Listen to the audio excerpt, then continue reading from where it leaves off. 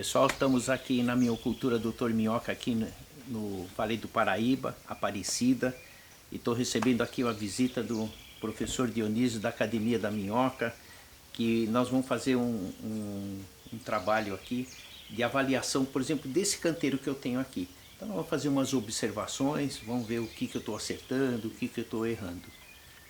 E aí eu queria que vocês recebessem aqui o professor Dionísio. Aí, professor. Olá, pessoal. Sou o professor Jair Dionísio, né? Conforme o Ricardo falou, da Academia da Minhoca. Estamos aqui com o empenho, né, com o objetivo de trabalhar juntamente com o Ricardo, né, para trazer algumas informações importantes para você que conduz o seu minhocário. Então vamos ver como que a gente pode esclarecer algumas dúvidas que por acaso você tenha na sua criação de minhocas. Você vê que eu tanto tempo lidando com as minhocas, né? A gente sempre tem que estar observando e vendo qual é a condução, qual é a melhor maneira de as minhocas se sentirem no seu conforto melhor possível. Então vamos fazer uma avaliação aqui dessa ponta desse canteiro. Certo. Boa. Então tá.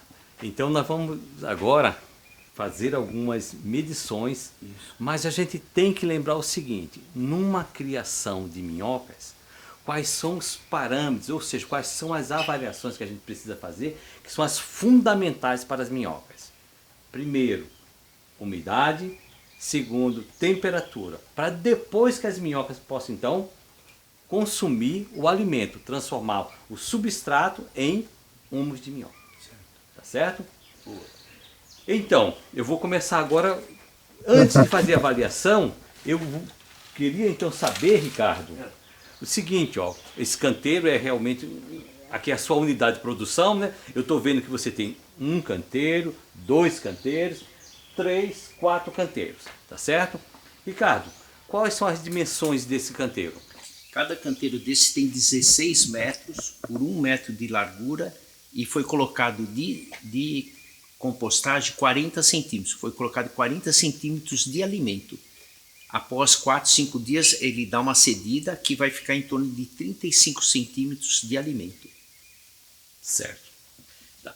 Então esse canteiro tem 16 por 16 metros quadrados. Isso. Tá certo? Estou observando o seguinte, ó, esse canteiro aqui da direita não tem divisão. E aquele da esquerda tem. Tem algum objetivo disso? O que é?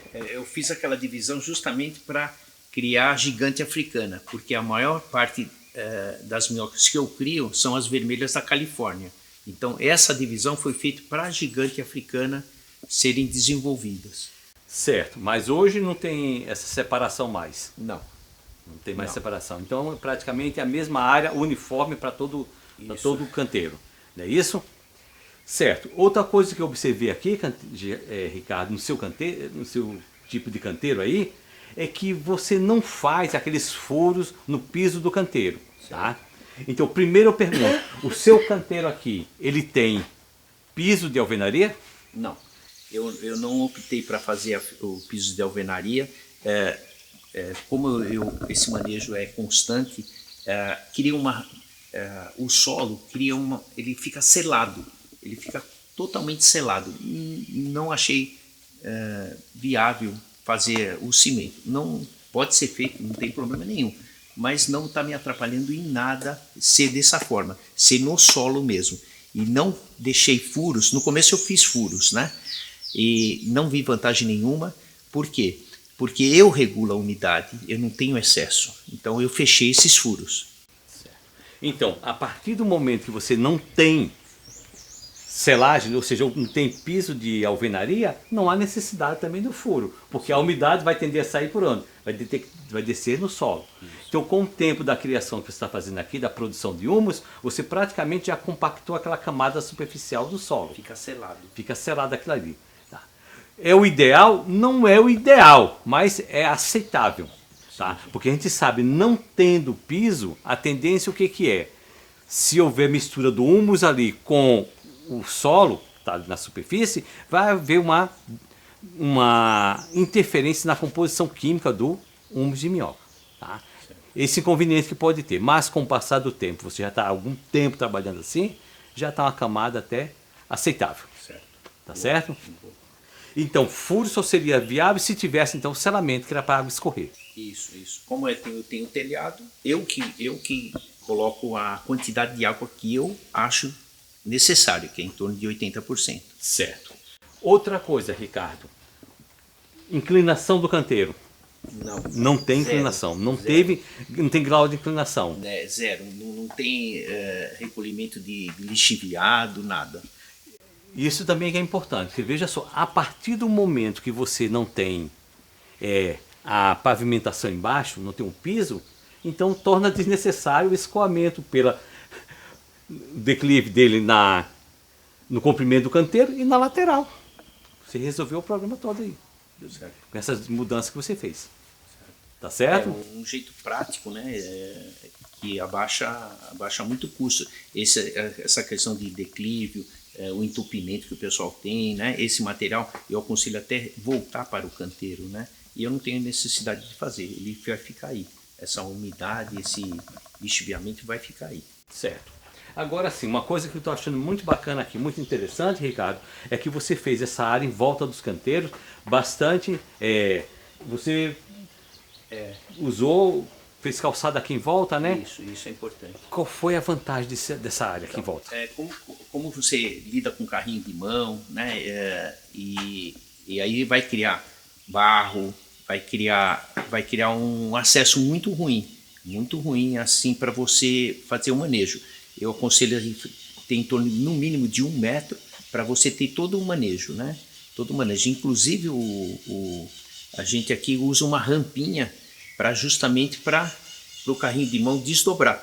Poderia ser feito esse canteiro até um pouquinho mais baixo do nível para facilitar esse manejo de nutrição das minhocas, de retirada e colocação de substrato. Certo. Uma outra possibilidade, Ricardo, para esse caso que você está falando, é deixar a abertura do canteiro, né?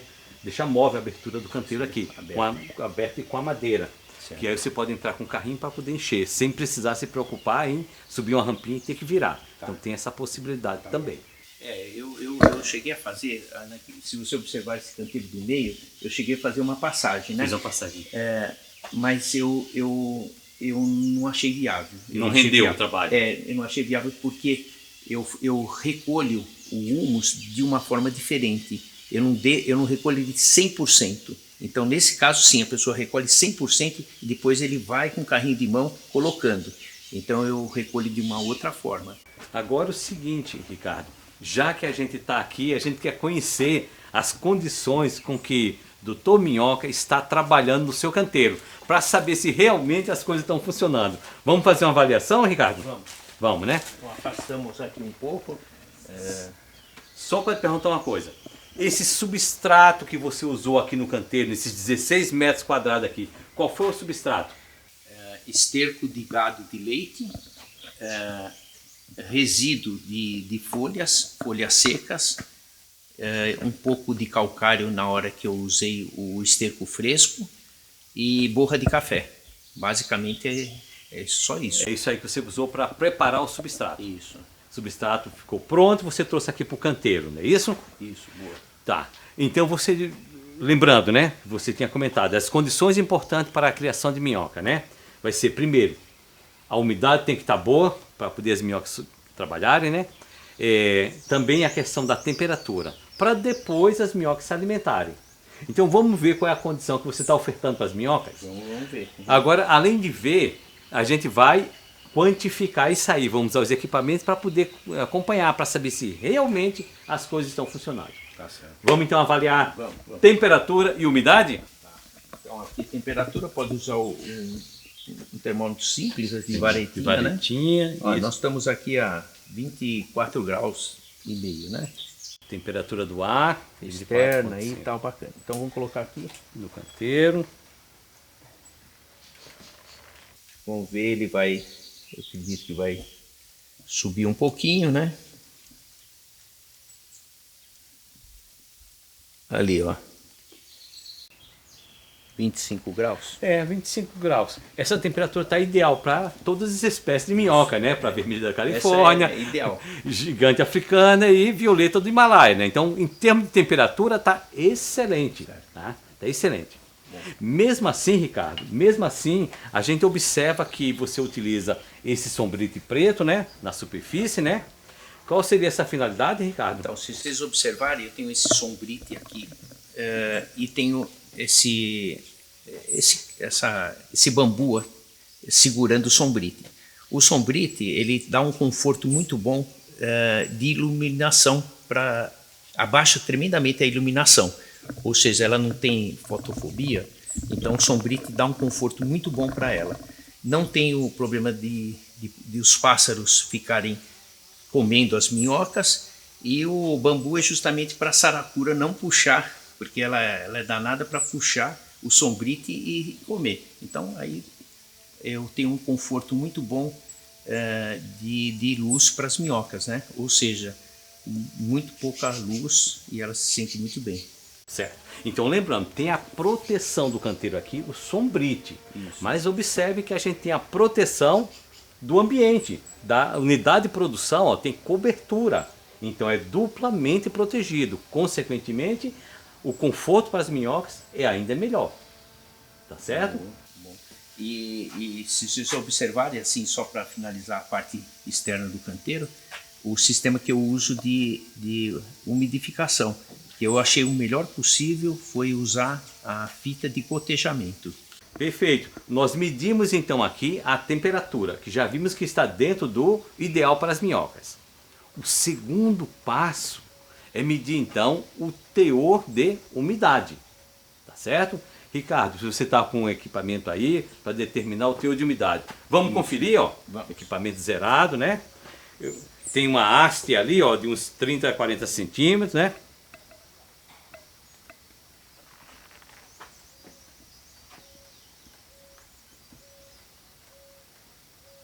Vamos ver, está estabilizando.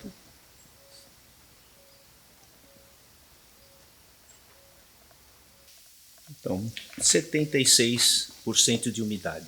Isso. Veja só, a umidade ideal para as minhocas está na faixa dos 80%, não é isso?